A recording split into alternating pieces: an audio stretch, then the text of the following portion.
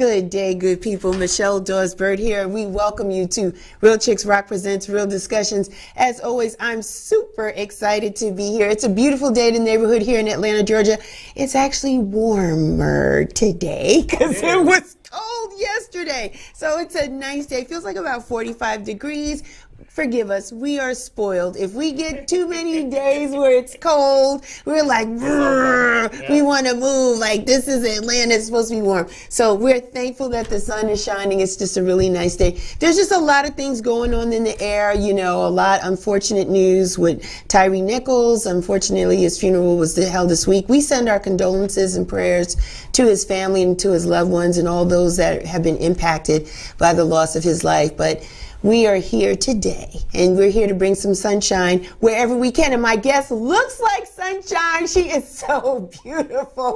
I am so excited to have her. Yes, this has been in the making for, I want to say, a couple of years. Definitely. But we are here. But thanks to all the new listeners. We want to thank everyone that's taking time to lean in and to listen to what we're all about. Let me give you a little background. Real Chicks Rock is all about creatively collaborating to connect and raise awareness regarding issues that impact women. And we do it by way of community service engagement. We do it by public speaking, mentoring, workshops, and the arts. And we have been doing this platform here, as I told my nice guest here. This is our 7th season, and April will be 8 seasons long that we've had some interesting, informative, and entertaining people, and today is no different. My topic today is Rhonda Thomas Sings, and I have the incomparable butterfly songbird, Rhonda Thomas. Hi. Hi, Michelle. How are you? I'm wonderful. Thank you for having me. Oh, thanks for being here. Yeah, like I said, we've been trying to do this for a while, and I'm so glad. I'm so glad because you're a busy lady. Yeah, but never too busy for you. Well, no, I know, because I see you, and I see you on the stage, and I wave, I support. You're at all the events. I try. Yeah, I'm on the pulse. I did miss the Christmas, but I'm not going to miss anymore. And that one was sold out, and we'll talk about that. Okay. But I want to talk about a little bit. Where are you from? I'm from Roosevelt, Long Island. Is that right? Strong Island, yes. 1 square mile. 1 square mile, Roosevelt Island. Yes, Roosevelt, Long Island. Long Island. Mm-hmm. Yeah. How often you get the chance to go home? I was just there last summer for our class reunion. I actually got to perform for our class reunion. So that was a special treat. Nice. There's a warm spot in my heart for Roosevelt. That's where everything started. Everything started. Tell me about the neighborhood. What was the music like for you as a kid growing up? Okay, so I guess I'm gonna date myself. No, it's all right. You don't look nothing like you're gonna say. Okay. I mean, everybody my age, it was all about the Kangos, the Gazelles. The Gazelles, Oh. definitely. We were playing hopscotch, Yes. double dutch, Yes. marbles, Yes. jack. Yes. I think I could get Skelsies. Did you do skelsies? What's skelsies? Oh, bottle tops, and you put like gum and some dirt in it to have some weight, and you shoot skelsies. It's like like doing hopscotch, but with a bottle top. I kind of slightly remember that, but I don't think we did that in my little crew. Okay. We had the candy store at the corner where I would get my blow pops because that's like 2 candies in one because you had the gum inside. So I was a blow pop dope. girl too. Yeah, it was nice. Right? It's like 10 cents for the blow pop back then. I'm aging myself. Yeah. It's true though. Yeah, it was true. It's true. Did the girls put them in their hair when they had the ponytails? Okay, all right. That's what we were doing.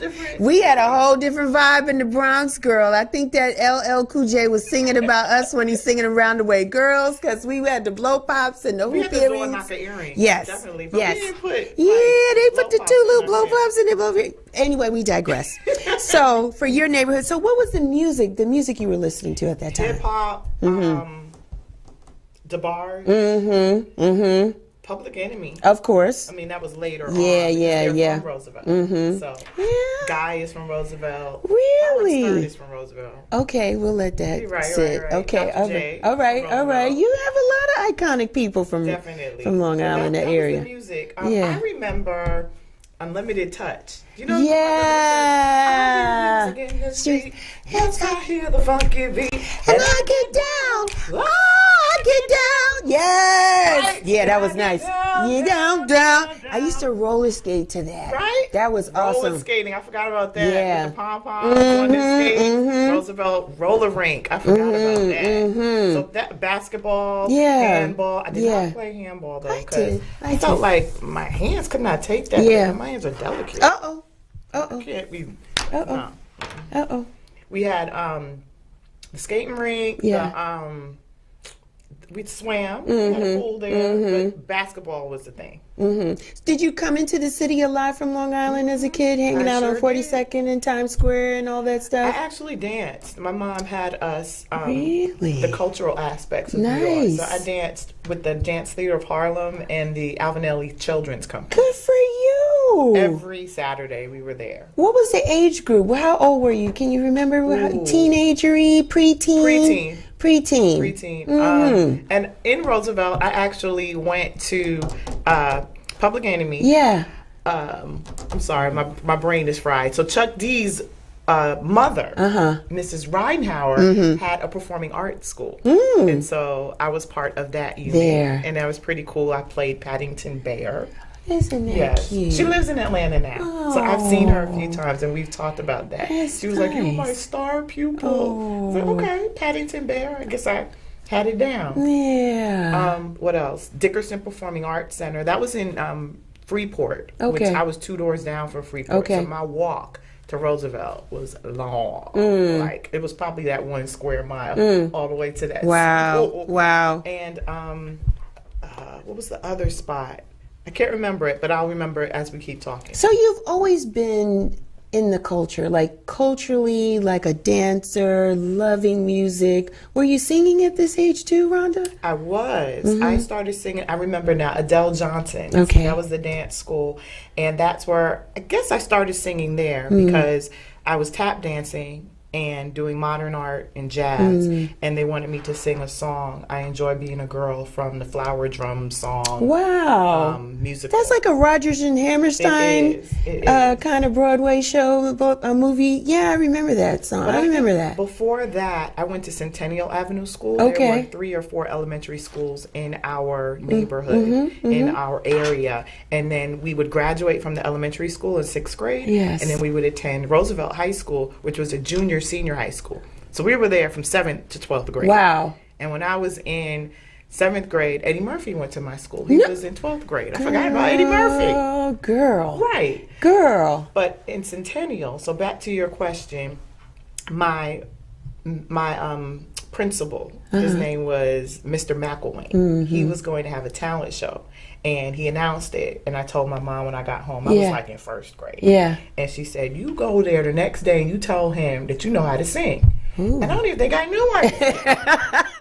But I did what my mother told me to do. She said, "Go talk to Mr. McElwain." So I remember, and I tugged because he always had on a fly jacket. He looked good, and he had his afro and his mustache and his glasses. And I said, "My mother said I'm supposed to let you know I know how to sing, and I'm supposed to be on the talent show." Right. And he looked at me and said, "Okay." And that's really where it started. I sang Somewhere Over the Rainbow. Wow. How old were you? 7. You've been singing since 7? My mom used to have me sing in the living room, and she would have me keep walking farther back in the house until I was on the back porch, and she pulled the window up, and she kept saying, "I can't hear you. Sing from your diaphragm. Wow. I can't hear you. Sing out. Sing out." That's where it started. Awesome. Caribbean family? Girl, yes. My father's from Antigua, West Indies. Yes. Because that whole living room thing, I felt that. That's what Really, the living room? The West Indian family, the cultures, especially in New York, you always provided the entertainment in the living room. You are so right. Yes, you gotta. So that's not everybody. That's just the Caribbean. I think so. I think it's just us because we always did that too. My mother's Jamaican, so I understand. They pull back the coffee table, move it out to slide it out the way. Whether it's dance or recite a poem or sing or do something. Life for me ain't been no crystal stair. Yeah. It was after they eat. They want a little entertainment. Yeah, and they call you, "Rhonda, come." And sing, right? Mm-hmm. Absolutely. So, my mom is not from the Caribbean. My parents met in New Jersey when my father moved here. He turned 16 years old, moved here from Trinidad. So he grew up in Antigua, then his years in Trinidad, and then to Newark, New Jersey. Wow. And then they moved to Long Island. And he managed a band called the New York Soul Syndicate. right? Sounds spicy. It was spicy. They had the big afros and the bell bottoms and the vest where, you know, the whole chest is showing and the medallion with the Scorpio. Oh my goodness. And the shirt was open down to the navel, almost down there. Man bosoms. Yeah. And chest hair and all of that. But they rehearsed in our basement. And so I was hearing all the sounds, and they were a cover band. So they were performing songs from Earth, Wind and Fire or the Commodores. Yeah. And my father was about showmanship. So he had the horn section. There were about 12 of them. And his lead singers were Robin S., who sang, "You got to show me love." She was just in town the other day. Okay, she lives here. Oh, I saw her a couple weeks ago. She performed. Yeah. That's what you meant. Yeah. I didn't realize she lived here. Wow. Yeah. And Vesta actually performed with him first. Remember Vesta? Yes. Congratulations. Yes. They used to confuse her with Jack A. Harry a little bit. Yeah, a little bit. Yeah, but she was. She could really sing. She did McDonald's commercials and all kinds of stuff. I remember. Yeah, she was good. Wow. So yeah, they rehearsed in our basement, and I was just soaking all of that up. My father never knew I could sing. I don't know what age he knew I could sing, because then my parents divorced. And because of that, my mother was not trying to have people rehearsing in the basement. But I got all of that. And from Roosevelt, which was a complete artistic incubator, I was in the jazz bands, playing clarinet. I was drum majorette. It's so funny to talk about yourself, because I don't get to do this unless I'm in a platform like this. This is beautiful, because we would have never known. And me being in New York, I would have not known there was such a vibe in Long Island. Girl. Not as, you know, we heard of Freeport. You know, you hear of it, but not Roosevelt. And the fact that there was so many different iconic people, legendary people now that you had access to, and the sounds was the same. Shouts out to New York as a whole, right? Because it's just a beautiful city. The culture was everywhere. We just didn't know. And being young kids, you know, me in the Bronx, I had no way to get to Long Island. I barely had a way to get to Manhattan. That's the best I could do. Really couldn't do Brooklyn. That was really out of pocket. But so just to understand that everybody was vibing to the same kind of energy. We would go to Harlem. That's why I wore my shirt today. Harlem and just sit out there in the park, and people would be performing and playing congas and the Caribbean music. The Latin music, the pulse of the city, New York, Long Island. We had access to all of that, and my village, they cultivated that in me, and I love them for it. I was just acknowledged yesterday. It's so funny. Right before getting ready for this, I'm looking on social media, and I'm like, okay, what's the Roosevelt history, Black history moment? It was me. Wow. What? Shouts out to Roosevelt, honoring Rhonda Thomas for Black History Month. That's it. Yes. That's what's up. So even though there was so much culture, you had a village there in Roosevelt, Long Island. How did you leave? How did we come to know you today? But give me some of that in between. How did you leave? Let me see. So through Roosevelt, singing, performing at the Apollo Theater. Look at that. As a youngin'. I sang Home from the Wiz there. Oh, man, of course you did. New York State Summer School of the Arts. Nice. Where I was singing a lot of classical music. Wow. Because I kind of missed that part. My father played the calypso. He also played James Brown, War.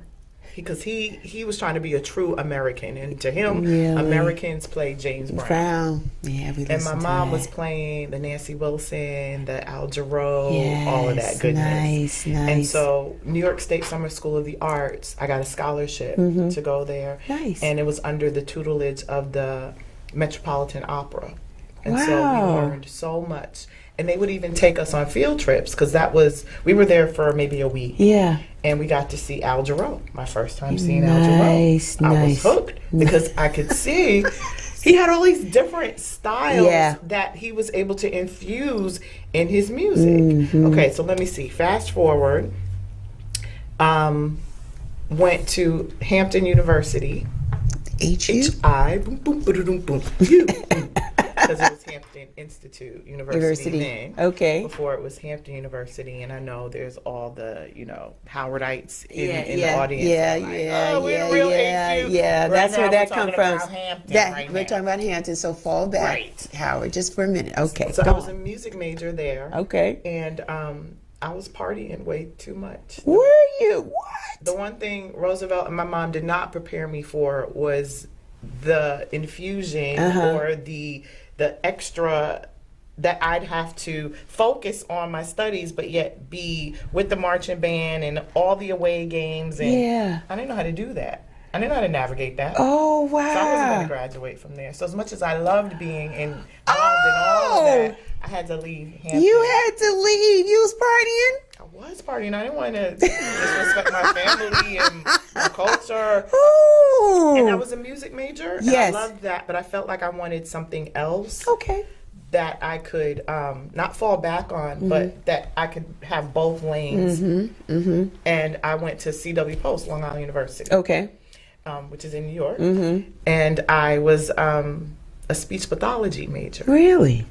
Speech pathology and feeding. But I still kept singing. Went to New York, still sang at the Apollo, still hung out in the garage because I loved all styles of music. So that was my house vibe. Love dance. That was my jam. Okay? I was at the garage right before it closed. Oh, man. Dating myself again. Okay, yeah. While you were doing the garage, I was in Zanzibar. Okay. Because I went to school in New Jersey. Okay. And so those ends didn't always meet. I thought about the toll. Even back then, the tolls were only $1.50, $1.75, $2. I'm aging myself because it ain't nothing like that now. And I can only go to the garage on holidays, like when I was home for the holidays. But man, what a vibe. So Zanzibar kind of, mimicked the same energy from the garage. Definitely. So I felt like I was still in the numbers. I was still in the space, but yeah. And you were getting the same music. Yeah, same music. Yeah, and the same performers. Because if they went there, sometimes they would hear Jersey. Yeah, I was getting CeCe Rogers and all that kind of stuff. It was awesome. So yeah, those were some really great days. So house was your thing. House was my thing. I loved jazz. I loved R&B. Yes. I loved funk. I loved soul. I loved soca. I loved reggae. Yeah. I loved the classical music. And then house. That was my heart. And then what happened? I went to CW Post, Long Island University. Then I went and got a master's degree in Connecticut at Southern Connecticut State University. All right. Really had to hunker down. Yeah. But I still wanted to sing. Yeah. Okay, that wasn't going away. Yeah. So I was singing in clubs there. Singing in clubs in New York, singing in clubs in Connecticut. So when did the singing for you really be like pop for you and you say, you know what? Speech pathology, doing that, having those degrees were really great, but I really want to sing. When did that really hit you? I think I did both the whole time. The whole time. I did both. I never stopped singing. Even when I was in graduate school, I was singing. And then I moved here to Atlanta, and I got a great job with Children's Healthcare of Atlanta. Yeah. And I was singing at a jam session, and someone said, "Do you want to sing background for Isaac Hayes?" Just like that. Just like that. And I said, no. Why? Because I had a job and I was trying to be responsible. And I had now she wants to be responsible. Now she wants to be responsible. I couldn't, because it was not just sing background. It was, we're going on a European tour. Yes. How am I going to leave my job? So I have a black mother. So I told my black mother. And my black mother said, "Are you crazy? Yes, yes. You go tell them at work that you have this opportunity." And I'm thinking, you take a leave of absence. Yeah. And sure enough, they were like, "Oh, you're going to Europe? This is great, sure." And that's where that was born. And I had been with him for 11 years. No regrets. Aren't you glad you did that? I'm really glad. I will say this. I was comfortable. It was familiar. I loved traveling. I loved what it afforded me as far as being able to work still during the week, 4 days a week, because we traveled a lot on the weekends with Isaac. So I did both. But I think 11 years was a long time. That is a long time. But didn't it go by quickly, though, Rhonda? It did, but at that time, I had already put out 2 of my own individual albums. Okay. And I couldn't work them because I was working with him. With him. And Breathe New Life was the second album, and it really did well overseas. And I should have been working that album. But Isaac was so cool because he shouted out my album. He let me sing with him on his song "Do Your Thing." He would shout out my website on stage. So it's hard to know what you should do. Yeah, it's hard to know when to leave and just go off on your own. So sometimes I regret that I didn't just take that leap of faith and leave everything and just say, okay, I'm going to pursue this career. And then on the other hand, I look at what happened during the pandemic and I'm like, whoa, I have a whole nother career. Yeah. And some of my friends that are in music, everything has come to a halt. Yeah, how about that? Yeah. So you talked about when did you know you were going to sing? I kept doing both. You kept doing both. Kept doing both. And you know, and we have to, you being with Isaac, I'm sure you learned so many things, right? Just the business. And he seems like, you know, we're on the outside looking in. He seems like a pretty decent guy, but you got to learn the business and what goes on and traveling and going international and all that comes with it. So now when you step away from that, you know the business. Right. I know how things are supposed to be run. I know how you're supposed to talk to your staff. I know there's going to be things that happen on every level as far as sound or lighting, snafus and all of that. Right. But I meet so many people, Michelle, that are just so vain. I'm going to sing Carly Simon in a minute. Oh, you're so vain. I was like, was Carly Simon vain? I didn't know she was vain. But the song, when the song just pops, I'm just going to sing it. Really? And of course, in this game, a lot of times that vanity is insecurity. You know, it is. And so I didn't feel any of that from Isaac. I never did. And he could have been that dude. Yeah, could have. He will give you the shirt off his back. He gave me his coat. Well, most of the times he didn't have no shirt on, Rhonda. Girl, come on now. When he was performing, from what I remember, just the chains, you know, and that sexy ball head. Yes, and a smart man, very smart, an educated man, well spoken. It's good. Songwriter, great ideas. You know, he was the voice of the chef on South Park. So we had to sing that song, Chocolate Salty Balls. I could have had that part of my life out, but you know, it's all part of the story. Chocolate Salty Balls. Yeah. Do you know that song? But I'm not going to sing that. I'm not going to sing that on the thing. I'm not going to sing that song. I'm not going to sing that on the show. No, no way. So 11 years, and so now you decided, listen, I'm not going to do this with Isaac anymore. So how do you really fuel your own career? So I didn't get to say, oh, I'm not going to do this with Isaac anymore. The forces of nature actually happened. Right before he passed, I went up to him and I said, would you record your song, Do Your Thing with me? We sing that already on your show. And he said, how many years you been with me? I said, 11. And he said, of course I'll do that. So we went into his studio and we recorded Do Your Thing. It was just such a great, awesome experience. He was about to do a Stax reunion tour, so we were getting ready for that. But with Do Your Thing, that was supposed to be my platform, according to him, where we would be able to use that as an outlet to have radio stations and people hear me through him. Right. And then he passed away. And that was the end of that journey, that situation. And I was forced to just do Rhonda at that point. Right. So how did you get it going? How did you get Rhonda going after Isaac? Well, Rhonda was really going before, so that was a good thing. But at that point, I guess I'm looking at my albums here now. I think I still, Listen was 2010, so Listen was after Isaac, I think. I'm going to grab all It's hard to remember now. 2012, I think, was Listen. Hold some of these up, like we had this one. Right, so that one is Rhonda Reimagined, but that's not going to be the cover. That was recorded live at 800 East Studios in 2019, and when you start asking me about what my next venture is, we'll talk about that. We'll get there. I love this cover. So start backwards. Go from the very one. Yeah, that was the first one. That was Guess What I Saw Today, which is a straight ahead album, myself and Michael Coppola. He was a guitarist, or is a guitarist in Connecticut. I told you I never stopped singing. Never stopped singing. We would perform in coffee houses as a duet, and a duo, and we recorded Rhonda's cute. Cover tunes, all jazz standards. All jazz standards. Love it. Then the next one. Ooh. Breathe New Life. We look spicy on this one. That was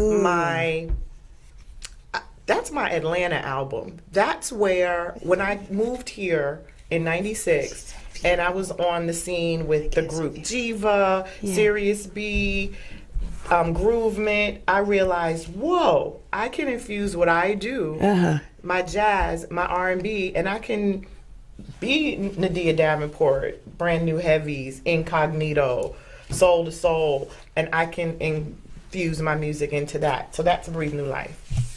Go back one. Yep. Then Listen was next. A takeoff from Breathe New Life. Thank you. This is beautiful. Soul, jazz. I like that cover, it's kind of cool. Yeah. Meg Pukel. You're gorgeous. Took those pictures. Thank you, love. Thank you. You're gorgeous. And you're nice. Thank you. You're always a sweetie. I think my Roosevelt posse would beat me up if you weren't a nice person. Yeah. I was thinking your mom. I think your mom would check you. Oh, everybody would check me. Everybody would. You would check me. You wouldn't have me here. Well, yes and no. Yes and no, because, this is legendary work, Rhonda. The fact that you've been in the business for so long, a lot of people don't make it that long. I'm touching 5 albums, 5 CDs. Like, some people have one and they're done. Yeah. And sometimes that's in their control, sometimes it's not. So the mere fact that you have been submerged in the culture, dancing, singing, you've worked with very iconic people. We're going to talk about that too. I want to talk about that too, because I see you in these spaces and you're not on the stage by yourself. Not at all. And it's a beautiful thing, and we're going to get to it. So I love this album cover. I love this one. You're so cute. I love that too, but I think that one's next. The Christmas one? I think so. Yeah, this one's next. The Christmas one. That was produced by Al Ross, Tony White, Mark Nelson. Ron Smith was one of the executive producers. And we have some original material on there where I have a duo with Eric Roberson. Yeah. Which is near and dear to my heart. And Alex Lattimore, who sang in the group Jiva with me. I think I came into your life around here, this album, this CD, and this one, because I saw you perform this at Ebenezer. Oh wow! Okay. That's when I fell in love, and I knew your manager first. Okay. The incomparable Ron Smith. Smith. And I met him first through some people, because we would always go out and. Shouts out to Sylvia Brown. Awesome photographer. Awesome person. And she'd have these get-togethers, and she invited me. I met her. It's just 6 degrees of separation, right? Yeah, especially in Atlanta. What it is. And so what it was, let me tell you how I met Rhonda. So I went to Record Store Day. At Moods Music? At Moods Music. Shouts out to Daryl Harris. We love Moods Music. Yes, we do. And so I went there, and the vibe, the energy was so beautiful. And Sylvia was sitting up front. Always up front. She was up front, and she was front and center. And I saw her, and we just kind of connected. She was just giving everybody love in the room. And she was like, you need to go to this tribute. Yeah, it'll be at Apache Cafe. Right? And it's, Hot Ice Live, Ken Beatty, the whole tribute. It wasn't Yin Yang back then? It was Yin Yang. It was Yin Yang. Okay. Might have been. And I said, okay. And I went up, bought my ticket. And we were in the space like this. And you came. You were performing. Wow. And I thought the show was phenomenal. I thought it was great. And we ended up, most of us took a group picture at the end. You might have been in. I have to go back and try to find it. And I've been like, I like her. Thank you, love. You sung Phase On. I think you sung Riding High with the guy, and you sung some other stuff, but it was really a collection of music that Ken Beatty would have played through each decade, like from maybe the 60s or 70s and the 80s and 90s, and it was beautiful. Thank you. And that's where I saw you, and I was like, oh. And then I would have some lunch with Sylvia and Ron talk about, Rhonda Thomas she's an excellent singer.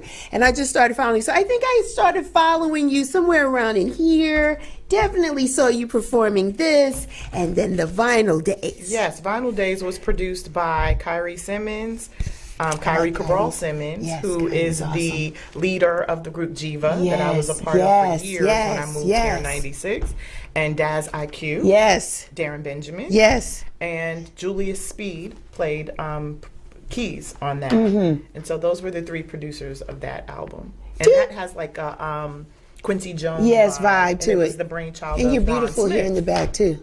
Thank you. That was Ron's creation. Yeah, this is awesome. Do you like singing, writing, performing? What's your favorite out of those? Singing, writing, performing. So what do you mean when you say performing? When you perform, do you like doing it in front of an audience, or do you like recording in the studio? What is your my jam? What is your jam? I like to write when I'm moved to write. Okay. I'm not one that's going to write every day, and I'm trying to change that. I need to do that more. I love singing, but I love performing. I need an audience. I feel their energy. It's an experience. It's never just me singing, and that's how this album was born. My recorded music, people tell me they love it, but it's the live performance where it becomes electric. It's an experience. And so we decided we would record a live album. So they are remakes of, well, not even really remakes, they're just the live version of those songs with a couple of original songs on there. Beautiful. I love it. Recorded that live at 800 East. Darren Benjamin, Daz IQ, he was at the helm.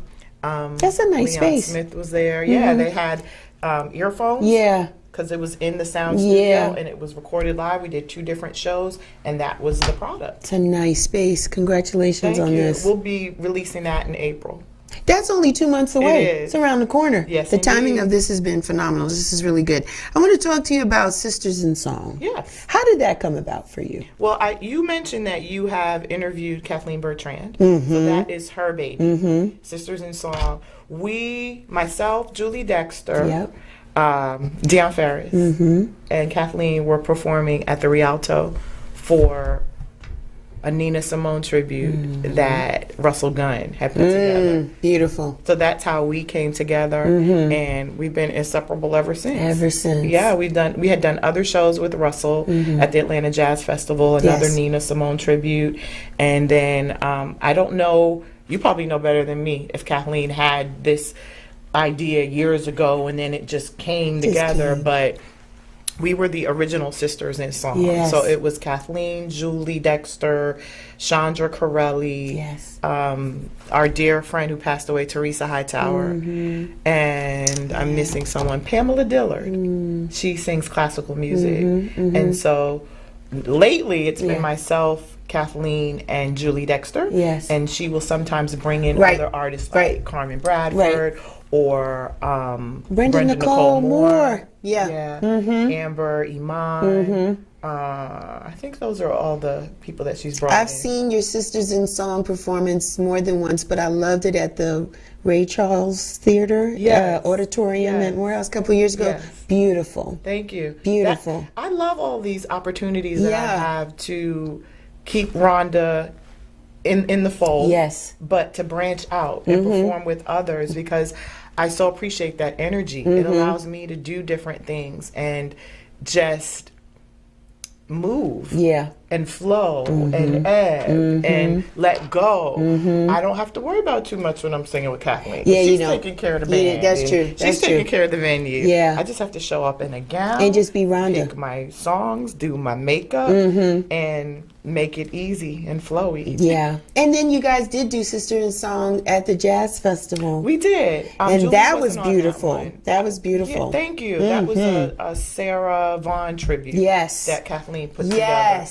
That was so good. And you know what it is? What I really appreciate the fact, Rhonda, is that your career has allowed you to be in front of different settings. So we can never get tired or bored, right? Because you're at the Jazz Festival, you're at churches, you're at festivals. You did the South Fulton Festival last year, right? They celebrated their 5th year of being a city, right? And so they thought so much of you to have you there, and it was awesome. So it's like you're in different places so people can get a whiff of who you are. Absolutely. Right? It's an awesome opportunity. And I love the fact that I can sometimes just perform like I did here 2 days ago, myself and a keyboardist, Al Smith, who wrote a lot of songs on some of these albums. And I can perform in front of 30,000 people with this band that I often perform with, the String Cheese Incident. Yeah. They're a jam band out of Colorado, and they're phenomenal. Yeah. We perform every year at in Live Oak at Halloween. It's called Swanee Halloween. Okay. And there's all different artists, lots of different stages. Anderson .Paak has been there. Trying to think. Jamiroquai, the Marley Brothers. You've just been everywhere. You just been doing it. Tell me, what did it feel like for you being on the main stage for the Jazz Festival this past year? That was, first of all, you killed it. Thank you. You crushed it. Shouts out to your sound guy, which was Leon Smith. Leon Smith. He's always there. Shouts out to him. He loves doing your shows. Yeah. He loves doing your shows. Good guy. Yeah. Great heart and talented brother. Will do anything for anyone. Yeah. Good guy. Thank you for shouting him out. So as you mentioned, I had performed on the stage. Yes, you have. With lots of artists throughout the year. Yes, you have. And in 2019, actually, was my first year performing with my band. So that was like a breakout year for me. Yeah, it was. I had maybe a 10-piece band. I had a horn section, background singers. It was phenomenal. I got to sing my Fela songs. I love Fela, some second line music. It was so nice. It was a dream come true. It was awesome. We had a good time. You look great too. And so right after me, Russell Gunn performed with the Crunk Jazz. Yeah, that was nice. And then COVID hit. Yeah. And everything shut down. And we missed you for 2 years. Yeah. Crazy. Yeah. But as you mentioned, I performed for that South Fulton Fest. And then Camille called me and asked me to perform again at the Atlanta Jazz Festival. So that was last year. And again, I never take it for granted when someone offers me these phenomenal opportunities, and for her to think of me, to call me for that. I think one of the other main artists backed out or wasn't able to do the festival, so she called me and I was on board. I was ready. He was ready. There. Yeah. And my team was with me. It was awesome. Atlanta Jazz Festival is huge. It is huge. And it's iconic. It's like 35 years, 40 years in existence. It's been going for years, and they've always had, just to set the stage, there's always been 2 stages in some cases, so that when we say the main stage, we're talking the one right off of 10th and Charles Allen. Like, as soon as you come in, you can hear the music blocks away, and people are there from early in the morning, and we look beautiful as a city. Don't we? We look beautiful as a culture, right, to just support jazz music, and it's not just jazz, it's different types of genre of music, and you bring that different flavor, and we receive that. Like, thank you. You're like our own, even though you're from Freeport, Long Island. Yeah, Roosevelt. Yeah, I'm sorry, Roosevelt, Long Island. Roosevelt, Long Island. Atlanta has embraced you as, their sunshine. Like, you're their girl. You're our girl. And so when we see you do things, we just come out and support. And I feel the love. We love you, Rhonda. It is a village. And one of the best things about being able to perform on the festival was being able to give the gift of my music and have it received. It's like when I record my individual songs, they're my babies. They're my kids. Yeah. And to have people accept them, that's huge to me. So I think it's the way that you present it, Rhonda, because you're so diverse, right? We can't pigeonhole you in one category or one type of music. And I think that's just in your upbringing and what you like and what you've been exposed to. So even when you present it to us, it's always tasteful. It's always palatable. It's always fun. We want to dance. We want to sing along with you, or we want to listen intently.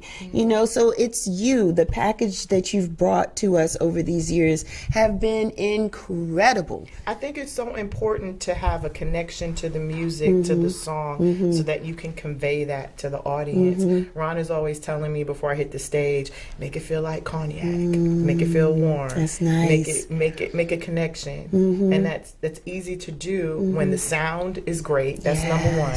When your band and your musicians have your back, they do. When you feel comfortable about your look. I mean, sometimes it's an up and down thing. I go through my weight. sometimes it's a problem, but I've learned to embrace who I am, and You're I love beautiful. all these curves. You're beautiful. And, you know, I love all these dimples in my thighs, and I love the way the hips sway, and I can wear my onion flowy dresses from Whitney Merrow. Yes, you look great in those dresses too. Thank you. Everything you put on, you look good. So that's not an issue. But I understand. I understand how you feel because you have to be comfortable in the skin that you're in, right? And I wanted to say that because it's real, and I think we should be transparent. Yes. And people shouldn't think that, you know, you're just up on this stage and everything is great. No, sometimes not. you need to feel that positive energy from your audience. You do.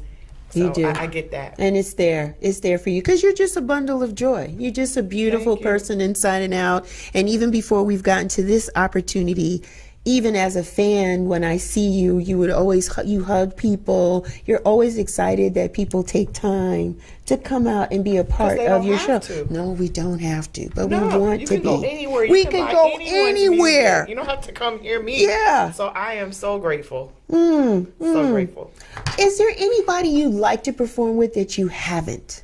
I would say I want to work with Salam Remy, the producer, because he is that guy that has been able to take the best from an artist and just have them blossom. From Amy Winehouse, Faith Evans, everybody. I'm trying to think of other people he's worked with.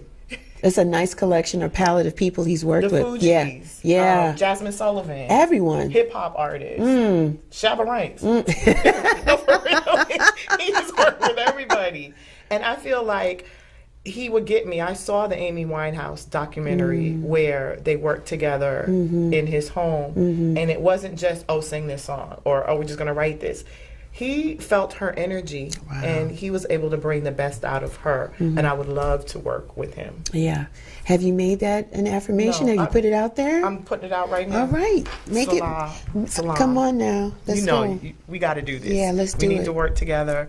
I am digging on you. Let's make it happen. Make it happen. And I'm leaning in. Come on, management team for Rhonda Thomas. Make that happen. I love Chuck D to perform with me on his song. Oh, that'd be spicy. Yeah, maybe on one of my dance tracks. I just on this Rhonda Reimagined album, I have a new song. It's called For My Sisters, and DJ Kemet, who you need to have on your show. Yes, Kemet, we need to bring you on. Real Chicks Rock. That's right. Come on, Kemet. Yes. I'd love to talk to him.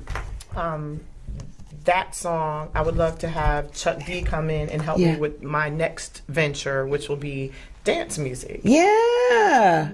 They need to be playing it in the clubs. Come on, Rhonda. You're holding out on us. Hey, it's coming. It's coming. One step at a time. And listen, this was good to have you because you're typically everywhere. Like you're doing different cities, you're in different venues. You're not always here in Atlanta. No, we're real selective about where we perform in Atlanta. We may perform 6 times a year. Maybe. Yeah, maybe. We perform a lot in North Carolina and Florida. They've really embraced us there. Atlanta's my spot, though. I mean, I consider myself an apple peach cobbler. Big apple, peach, Atlanta. I'm going to borrow that. So, but I feel like we want folk to want to come and see. That's right.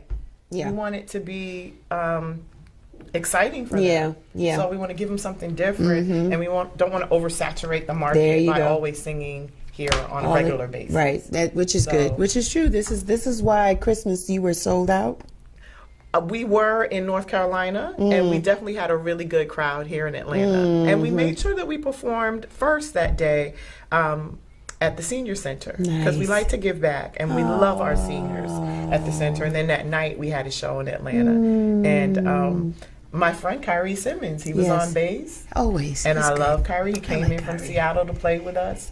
Some of the musicians I love, Mr. Tyrone Jackson on keys. I don't know if you know him, but he is also teaching over at Kennesaw and working on his doctorate. Nice. So that's nice. Little John Roberts. He's performed on my albums. I love working with him. Wellington Boo Britt, 6'7", 6'9". He's a tall brother, and he plays drums, and he has such great energy. And so some of the other folk I want to work with, Salam Remy, Chuck D, Gregory Porter. Nice. I see that. I'd love to perform with Simma Funk. or Tank and the Bangers. Tank and the Bangers. That would be cute. Right? That would be awesome. Love their energy. I love what they do. Me too. Simma Funk. Did I say Simma Funk? Yeah. Just these artists that people say there's no new music or no good music. I don't know what they're listening to. Yeah. But I'm all about the world music now. That's my thing. I love the percussive elements in music, and that's why I scat so much. And I want to infuse that in my dance music. You know, she's passed, but I could have seen you doing something with Nancy Wilson. My mom's favorite artist. That could have happened easily, even if it was just a track or two.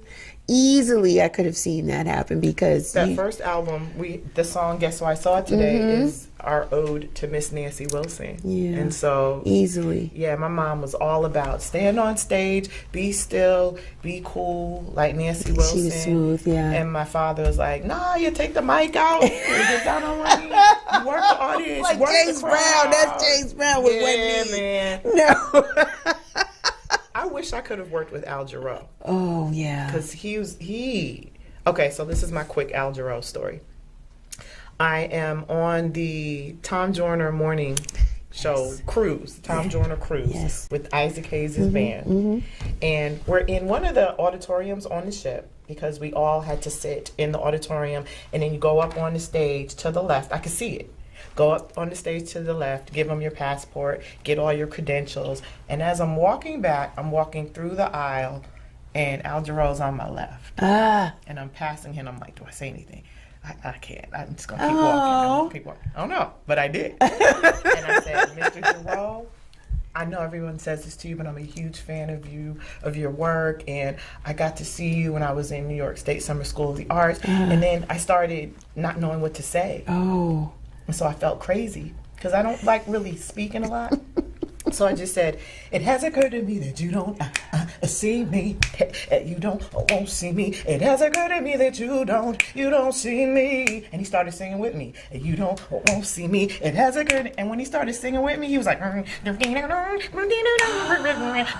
I was like, okay, bye. And I walked away. Because I was like, what? He's like singing. I don't know what to do. I don't know how to say, can I sing with you?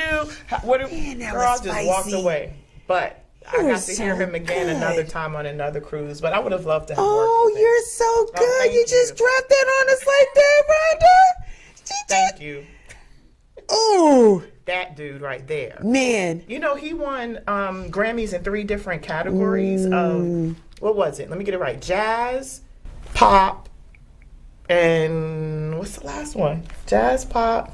I can't think of it right now. But yeah. Must be R&B. R&B, jazz, and pop. Grammys in all 3 areas. You just dropped that little, I'm still marinating on them bars you just dropped on me with the little finger snapping like, girl. I'm just glad I got to sing with him. Yeah, you did. I feel like that was my moment. You did. I didn't just walk away because I would have felt bad about that. But to have him join in, he was like, oh, you know my song. Yeah. It's like, yes. So I will always cherish that moment. You're going to remember that forever.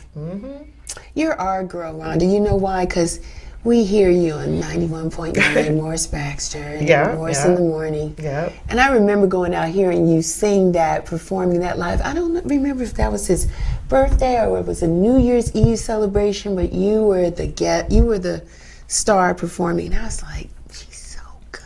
Thank you. That might have been one of his birthday parties, maybe at Sweet Lounge or something. So CLK, let's talk about WCLK. Yeah. Let's talk about how it's so great to be in a city like Atlanta where you have access to a record store like a Moves Music, where you have access to venues like when we had Yin Yang, which is so iconic, and then you had a place to record your music and then have it played by a Ken Beatty at WCLK. Did you know Ken Beatty? I didn't know him. I listened to him. I used to listen to Hot Ice every afternoon when I first got here in Atlanta. So I never had the opportunity to meet him, but heard great stories.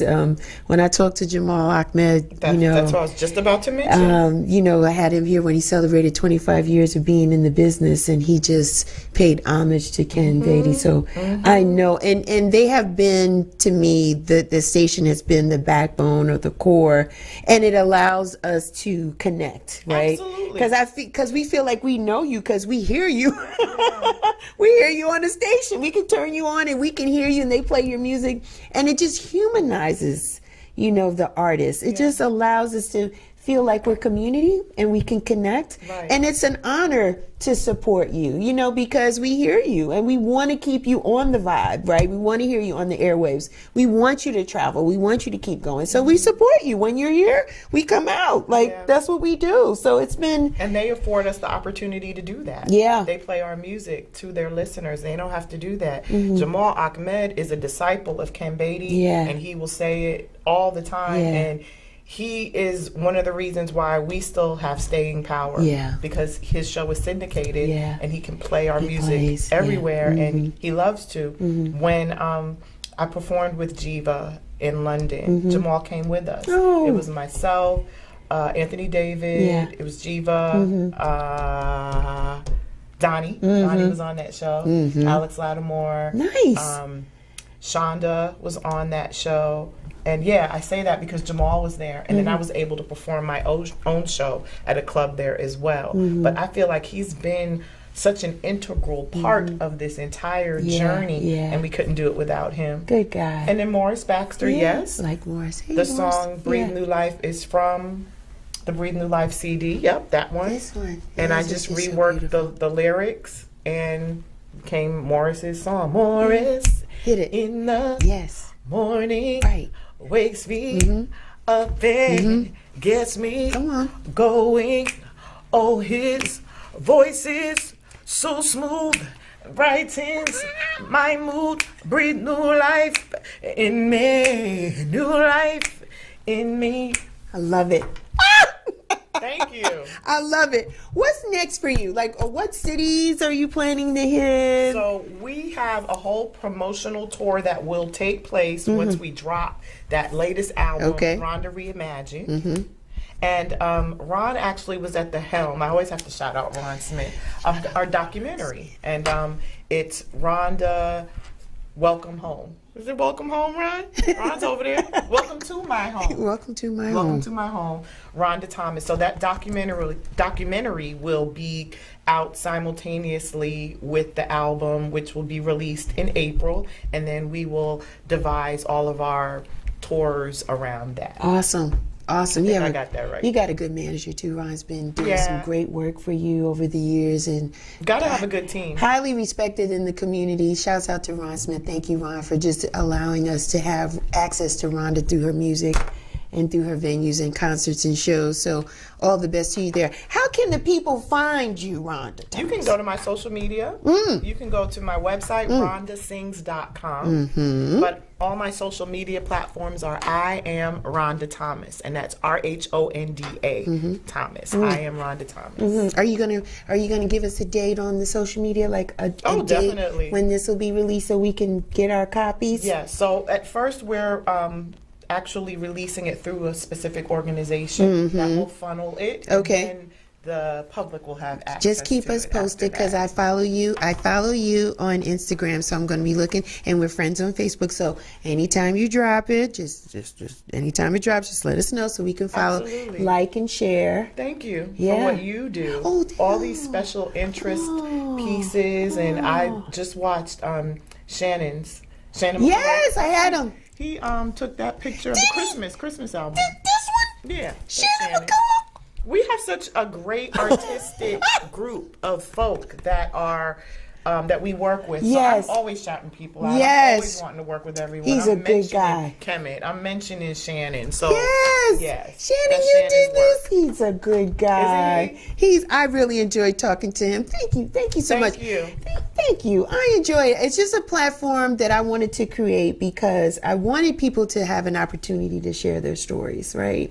It's very important. And all that you've done, look at this body of work. The years that you've been doing this, we want to continue to wish you nothing but continued success in everything that you do. Thank you. We want a little bit more writing. I'm putting it out there. I have a journal. I need to get on that. Yeah, a little writing. You can produce mentoring. There's some beautiful voices probably come in your life.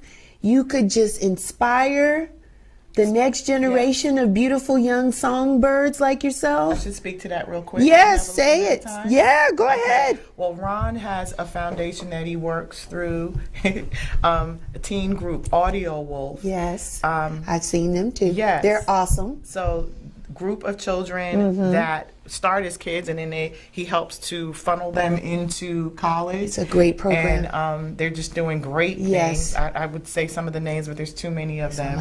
Morgan Guerin and Curtis Oluwumi and Zaria, what's Larry's last name? Zaria Hall. So that's his brainchild. And I felt like they've been my kids too, because I've worked with them throughout the years. Nice. And that's Audio Wolf. And what's the other part of the name of your group? Come on, Ron. Sound Education. There we go. Ron's sitting over there. It's okay. Sound Education Experience. Awesome. And then my good friend Jay Fly has an organization called How Big Is Our Dream? Nice. It's Your Dream. And I work with the children. So you're busy. You're giving back already. You're doing it already. Yeah. Good for you. Yeah, I love it. And I'll continue to, because you got to give back. Yes. It's important to do. You can't just hold all of this. No, because that's not going to be, it's not going to be a good look for you at the end. And I just want to say, you're beautiful in person. Thank you. And you look just like your mom. Oh, she's going to love to hear that. Yeah, your mom is gorgeous, and she's out here supporting you too. Always. She's always in the audience. You guys, and she'll be doing those like baseball moves. Yeah. Yeah. Okay. Looking like sisters out here in these streets. She's a beautiful mom. Mom, thank you for all that you've done in pouring into Rhonda. It has paid off tremendously. We love you. Thank you so much. I love you. You too. Keep up the great work. That's my time here. Real Chicks Rock. You know me. You can find me everywhere. I'm on Instagram, Twitter, Facebook. We got the website, realchicksrock.com. Listen, I got something coming up with some beautiful women. Divine Trilogy. Save the date. It's April 21st through the 23rd in Miami. Keep us posted. We're going to post some more details coming up in the next week or so. Yes, but it's all about art, fashion, and community. And I love all three of those things. So we hope you can join us in the beautiful city of Miami, Florida. Until next time, I want to leave you with this. And especially Rhonda will appreciate it because she is from New York. And so she remembers listening to Frankie Crocker. Oh! 107.5 WBLS. I loved him. And every night before he'd leave, he would say, may you live to be 100 and I live to be 100 minus a day. So I never know that beautiful people like yourself has passed away.